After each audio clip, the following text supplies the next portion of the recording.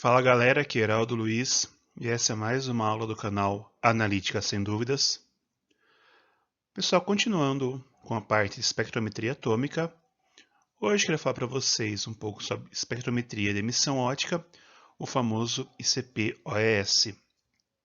Então pessoal, já deixem um like no vídeo, se inscrevam no canal, ativem as notificações e espero que vocês gostem dessa aula. Pessoal, sempre lembrando, sempre é importante enfatizar, e quando nós falamos de espectrometria atômica, nós falamos sempre de átomos livres na fase gasosa. Então, esse é o princípio de quase todas as técnicas analíticas envolvendo espectrometria atômica. E que, pela equação de Boltzmann, nós podemos relacionar a quantidade de átomos que vão estar no estado excitado pela quantidade de átomos que estão no estado fundamental com a temperatura. Normalmente, quanto maior a temperatura, maior essa relação entre os números de átomos excitados pelo estado fundamental. Eu aumento a temperatura, eu aumento essa razão. Nós já falamos também, na formação de ICP, na aula anterior, que o ICP-OES, eu vou analisar átomos excitados e, algumas vezes, íons excitados que vão estar emitindo comprimento de onda quando o elétron retorna ao estado fundamental. E também já vimos que as emissões são em linha. Agora, o que é o ICP-OES? No inglês, Inductively Coupled Plasma Optical Emission Spectrometry, ou espectrometria de emissão óptica por plasma indutivamente acoplado. Existe a sigla ICP-AES, que é Inductively Coupled Plasma Atomic Emission Spectrometry, ou espectrometria de emissão atômica por plasma indutivamente acoplado. Ela é errada. Por quê? Porque, como eu falei, a gente pode medir também emissão iônica, não apenas atômica. Tudo bem? Então, por isso, a sigla correta é ICP-OES e sem o hífen. Como eu vou saber se usa ou não hífen? A melhor forma de entender das técnicas que chamamos de hifenadas é entender se as técnicas foram desenvolvidas em separado ou em conjunto. Por exemplo, a emissão óptica só foi possível com o desenvolvimento do plasma, do CP, da eletrônica de CP. Ou seja, é uma técnica que evoluiu em conjunto. Tudo bem?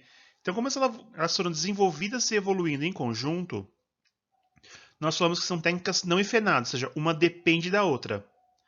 Nas próximas aulas eu vou falar de CPMS. Aí sim o ICP-MS vai o hífen entre ICP e o MS, porque o ICP, o desenvolvimento dele é todo óptico, e teve o desenvolvimento do massas em paralelo, que algum dia, em um momento da história analítica, resolveram reunir os dois. Tudo bem, pessoal? Então essa é a forma de saber se uma técnica é hifenada ou não hifenada na sua sigla. Foram desenvolvidas em paralelo ou em conjunto. Foram desenvolvidas em conjunto, técnica não hifenada, uma depende da outra, e foram desenvolvidas em paralela. E aí sim, agrupadas, são técnicas hifenadas, são técnicas que são separadas. Foram desenvolvidas separadas, têm histórias separadas, tudo bem? O que acontece? Já falei, como você tem uma temperatura de cerca de 10.000 Kelvin no plasma de argônio, que é o mais utilizado, nós excitamos os elétrons dos átomos, não apenas o elétron que está na última camada do átomo, mas também posso acabar elevando outros elétrons de outras camadas mais inferiores para camadas superiores, ou até mesmo ir promovendo o elétron da última camada por várias outras camadas vazias, vários orbitais vazios, pessoal, até chegar a um ponto que ele desprende do átomo e acaba ionizando. Então eu posso promover um segundo elétron, por exemplo, uma camada mais inferior para uma mais superior e ter uma emissão assim iônica. Tudo bem, pessoal? Então é muita energia, eu posso causar até a ionização de alguns elementos. E quando retorna assim os elétrons do estado para o estado fundamental, eles emitem um comprimento de onda, como já vimos também. Bom, o ICP-OS é uma técnica que permite análises multielementares, ou seja, eu posso fazer vários elementos de uma vez, que podem ser sequenciais ou simultâneas, que eu já vou explicar para vocês. O que quer dizer análise multielementar? Por exemplo, imagina que na minha amostra eu quero fazer análise de ferro, níquel, cobalto, manganês e cobre. Por observação atômica, eu até podia pôr na mesma solução padrão para fazer a curva analítica esses 5 elementos. Só que eu tinha que colocar a lâmpada de ferro, fazer a curva para o ferro, as análises da amostra para o ferro. Troco o elemento, troco a lâmpada para a lâmpada de cobre, de novo leio tudo novamente com a lâmpada de cobre, mudo para a lâmpada de manganês, leio tudo com a lâmpada de manganês, mudo para a lâmpada de zinco, mudo para a lâmpada de cromo, entendeu, pessoal? Então, para cada elemento, embora eu podia fazer a solução padrão e as amostras, obviamente, multielementar, na hora de fazer a análise, ela é monoelementar. Eu tenho que ficar trocando a lâmpada, tanto para o modo chama quanto para o modo forno de grafite. Já o ICP-OS permite que eu, durante a leitura do meu padrão, eu já mande ler o ferro, o cobre, o manganês, o zinco, o níquel, o cobalto, todos os elementos que eu quiser. E também ler nas amostras. Tudo bem, pessoal? Ele permite isso. Qual a diferença sequencial para simultâneo? Eu já explico para vocês. Tudo bem? Os limites que o ICP-OS atinge é equivalente ou até inferior, ou seja, menor que os limites que eu consigo no forno de grafite. Então, o forno de grafite sempre trabalha em micrograma por litro, o ICP também. Já a frequência analítica é equivalente ao superior ao da chama. Lembra que eu falei? Uma análise de forno de grafite leva cerca de 1 minuto. Em 1 minuto eu posso ler às vezes 5, 6, 7 amostras no modo chama com nebulização. Tudo bem? Ou seja, eu vou ter os mesmos limites de forno de grafite e a análise vai ser no mesmo tempo ou até inferior ao chama, ou seja, eu vou ler mais amostras por minuto. Tudo bem? Obviamente tem uma eletrônica mais robusta para o ICP comparado ao forno de grafite e ao chama, e também isso também acaba impactando um pouco no custo do equipamento. É importante, pessoal, também lembrar que sempre as emissões ocorrem na faixa do ultravioleta e do visível, principalmente do ultravioleta. Então, muitos aparelhos ICP-OS necessitam de uma purga de argônio para remover oxigênio, porque em comprimentos de onda inferior a 200, o oxigênio pode absorver esse comprimento de onda e causar interferência na análise. Por isso que CP gasta muito argônio, que depende não só do argônio para fazer o plasma, mas também para purgar o aparelho.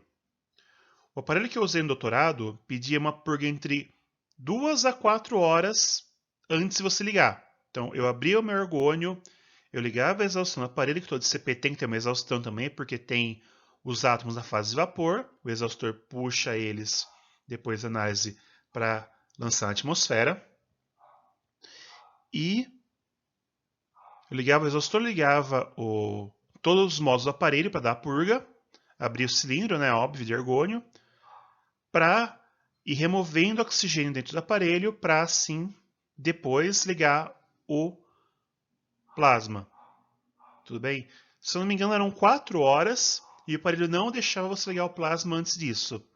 Ele tinha um bloqueio. Eu liguei o aparelho, se ligar o plasma, ele começava a purga do argônio, aí sim, depois de 4 horas, você podia ligar o plasma. Tudo bem? E quais são as condições desejáveis para um ICP-OS? Ele tem que ter uma alta resolução de comprimento de onda, ou seja, na faixa de centésimo de nanômetro. Ou seja, ele tem que ser capaz de diferenciar o 500 do 500,01. Então, por isso, pessoal, obviamente, nunca vai ter prismas como elemento monocromador. Prismas simples, tudo bem, pessoal? Outra coisa é que tem que ser capaz de ter uma identificação e seleção exata e precisa do comprimento de onda. Por quê? Tem muitos elementos que têm emissões próximas. Então, na hora de selecionar o comprimento de onda, ele tem que ser bem preciso. A grade de difração tem que ser bem posicionada, o detector tem que ser bem posicionado para evitar que chegue um comprimento de onda de outro elemento que está emitindo próximo ao meu analito. Também, o desvio padrão relativo, que é dado pela divisão do desvio padrão, a estimativa do desvio padrão pela média das análises vezes 100, tem que ser menor que 1%, ou seja, não pode ter muita variação. A variância entre os resultados da minha análise tem que ser baixa durante a leitura. Leitura tem que ter uma certa estabilidade a mudanças ambientais, porque muito aparelho eletrônico sofre com mudanças ambientais. Já é demais, esquecer demais. Então ele tem que ser bem robusto, mesmo porque ele vai trabalhar uma dada região a 10.000 Kelvin. Lembrando, a temperatura da superfície do Sol está entre 5 e 6.000 Kelvin. Por isso, muitos aparelhos têm operação computadorizada, ou seja, eu dependo de um computador e de um software para poder operá-lo. Tudo bem, pessoal? Na verdade, eu não conheço nenhum ICP que trabalhe sem computador. Tudo bem, pessoal?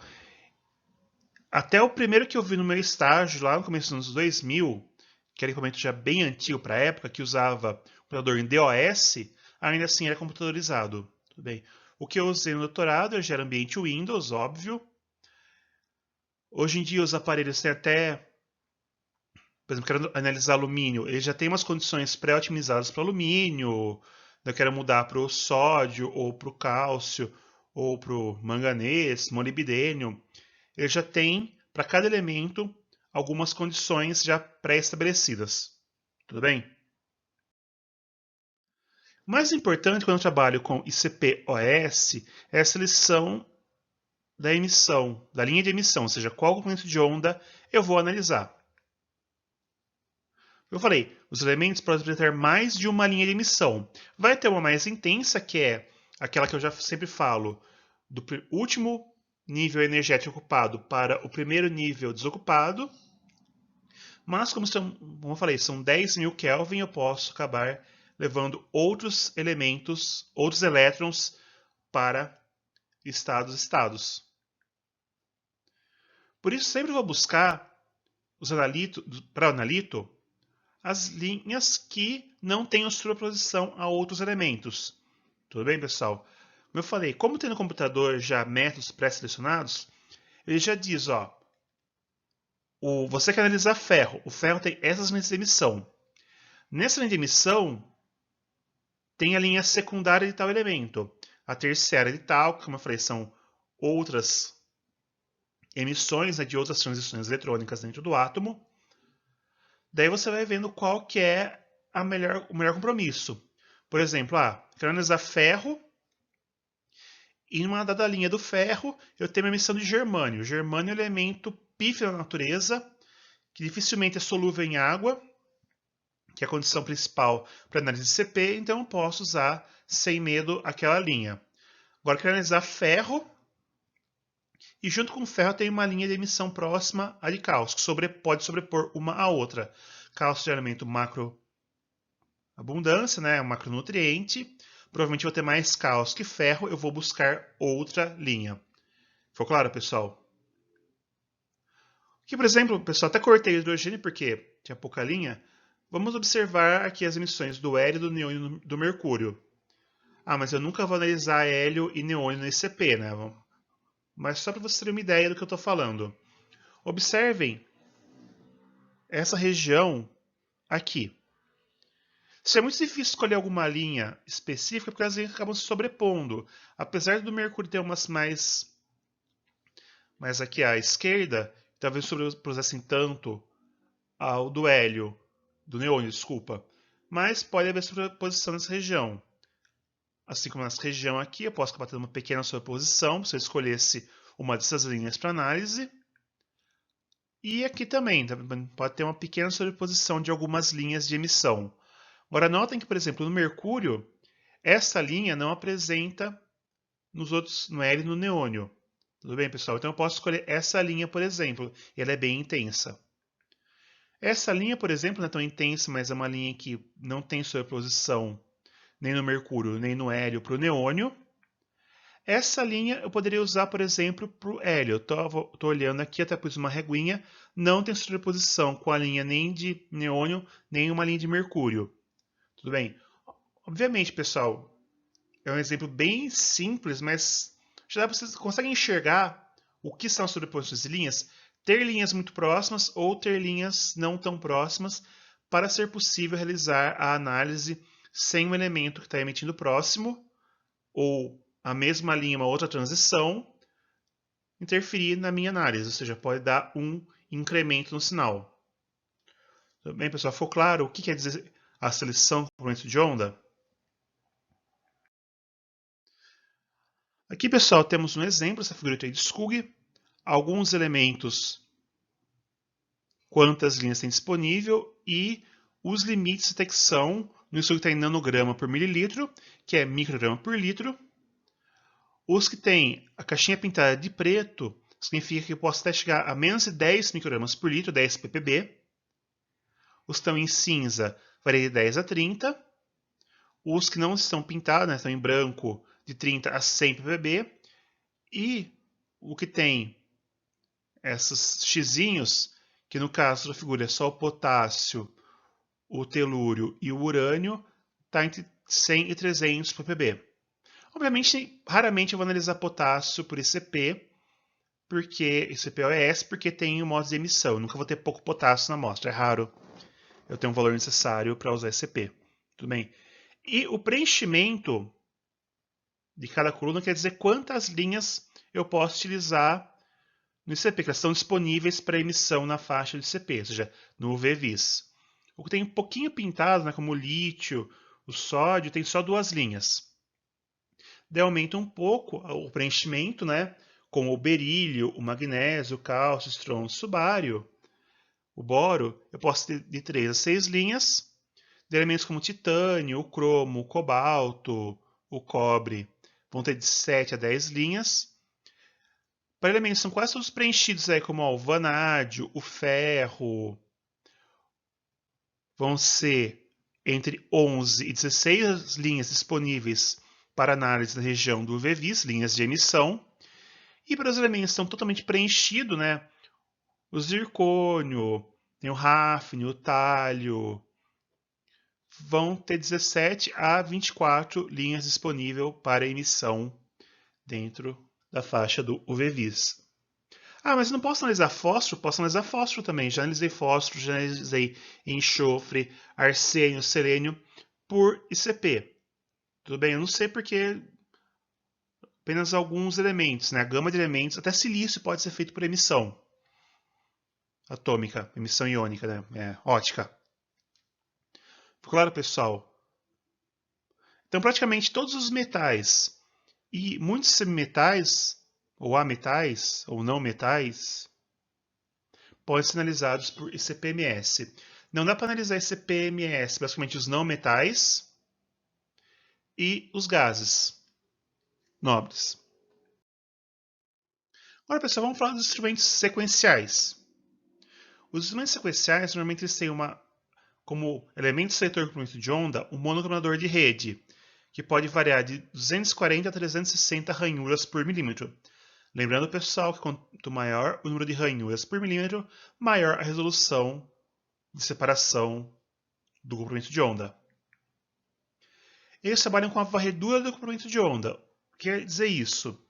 Vamos voltar para analisar ferro, cobre, níquel, cromo e zinco na minha amostra.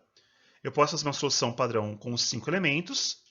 Então, na hora de analisar o ferro, ele vai ajustar o ângulo da rede de difração para o comprimento de onda selecionado para o ferro atingir o detector. Ele vai trocar o ângulo para o próximo elemento e para o próximo, então ele vai ficar trocando o ângulo do comprimento de onda, da grade de difração, né, da rede de difração, para o comprimento de onda do analito atingir o detector. Normalmente ele trabalha com um detector de fotomultiplicadora, um tubo fotomultiplicador, que a gente já falou também na aula de detectores. Como eu falei, ele é multielementar, mas um elemento por vez. Ou seja, eu tenho 5 elementos, ele arruma o ângulo da rede de difração para o detector para o meu primeiro analito, depois ele vai trocando o ângulo em relação ao detector para mudar qual comprimento de onda emitido está atingindo o detector. Tudo bem, pessoal? Então, isso quer dizer o instrumento sequencial, uma análise sequencial. Ela é feita multielementar, mas um elemento seguido do outro, não são todos de uma vez. Tudo bem? Esses são os aparelhos mais comuns de CPMS, porque mesmo o sequencial é bem rápido devido ao avanço da eletrônica. Temos aqui um esquema óptico padrão de um aparelho de CP OS sequencial. Então, notem que a tocha é o elemento que está tanto emitindo luz, né, a fonte de radiação, como também o suporte, como eu já falei na fotometria de chama, passa uma série de fendas e espelhos. Tem uma rede de difração chamada recomposta, ou seja, na verdade são duas sobrepostas, mas elas têm faixas espectrais diferentes. Dessa forma, tem dois também detectores fotomultiplicadores, mas é um para cada faixa. Então, se eu trabalho a menos de 500 nanômetros, eu uso uma faixa, tem uma maior resolução, e um detector. Quando eu vou trabalhar acima de 500, eu uso a outra grade, que está sobreposta à primeira, e o outro detector. Tudo bem? Não é porque tem dois detectores que vai ter duas análises acontecendo ao mesmo tempo, dois elementos sendo analisados ao mesmo tempo. Vai ser um comprimento de onda por vez, cada detector em uma faixa específica. Claro, pessoal? Lembrando que sempre dúvidas podem ser deixadas nos comentários. Agora, os instrumentos simultâneos, eles usam como monocomutador ou uma rede Echelle, aquela rede dupla, né, composta de uma grade e um prisma, ou também uma rede côncava, que eu já vou mostrar para vocês. E o detector é um detector policromático, ou seja, eu posso detectar vários comprimentos de ondas diferentes. Não é o arranjo de diodo, pessoal, mas é parecido, tá? Ou seja, então posso fazer análise de vários comprimentos de onda de uma vez, o que me gera determinações mais rápidas ainda. Então, no caso, se eu usar um instrumento simultâneo para analisar o ferro, o cobre, o zinco, o manganês, o níquel, o cromo, nem lembro mais quais elementos eu usei de exemplo, vamos supor 6 elementos. Eu vou ter 6 comprimentos de onda já determinados. A minha rede, meu elemento monocromador vai separar os instrumentos de onda que vão atingir 6 sectores diferentes ou 6 pontos diferentes no mesmo sector, que já por geometria já sabe qual a posição do detector é relativa a qual comprimento de onda. Dessa forma eu vou ler os 6 sinais de uma vez. Tudo bem? Então ele vai ter uma eletrônica mais refinada quando comparado ao simultâneo, ele tem que ter mais sectores, e isso também vai levar um pouco o custo dele, tudo bem, pessoal? Eu nunca trabalhei com ICP OS simultâneo, apenas sequencial. Aqui, pessoal, é um esquema óptico de um elemento que usa a rede Echelle, né? Ou seja, uma grade Echelle com um prisma secundário. Então, eu vou ter a separação, como eu já falei, em duas dimensões. O detector é um detector de placa. Cada posição da placa já reconhece um comprimento de onda específico e, a hora que ele é iluminado, ele gera uma corrente elétrica específica daquele ponto para aquele comprimento de onda e ele já tem pela dimensão capaz de interpretar qual comprimento de onda que é. Esse aqui é um outro aparelho que usa a rede de difração côncava, o detector chamado de círculo de Holland, que é na verdade um círculo de mesmo raio da rede de difração côncava, e são várias células fotomultiplicadoras uma ao lado da outra, formando esse círculo.